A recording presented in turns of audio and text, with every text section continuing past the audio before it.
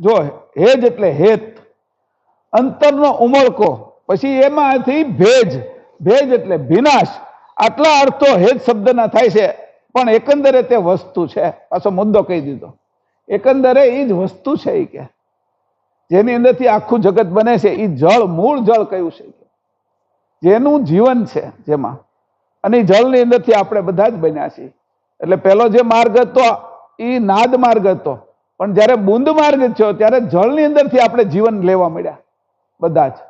તો કે એ વાત અહીંયા પાછી થોડી ગુપ્ત કરી દીધી. જીન તે હવિત વન અનુકરમિત પરમિત કરીત પસારા, અગણિત જંત અંત વિનુતન કે જીન કે રહત આધારા. જીન તે હવિત વન અનુકરમિત પરમિત કરીત પસારા, અગણિત જંત અંત વિનુતન કે જીન કે રહત આધારા, જીન કે રહત આધારા. જીન તે હવિત અવન અનુકર્મિત, પાણીમાંથી હું બન્યું?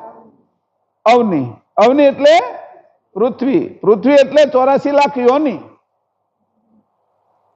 અવની એટલે યોની. કેમાંથી બની? તો કે પાણીમાંથી. અને એ પાણી પાછું કેમાં હમાણું?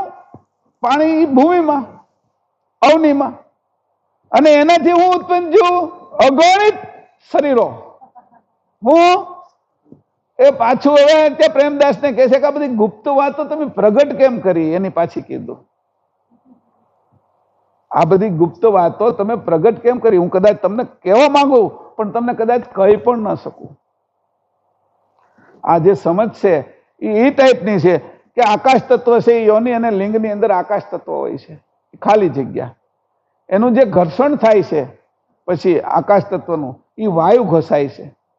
વાયુ જે ઘસાય છે એની અંદર ગરમી ઉત્પન્ન થાય છે.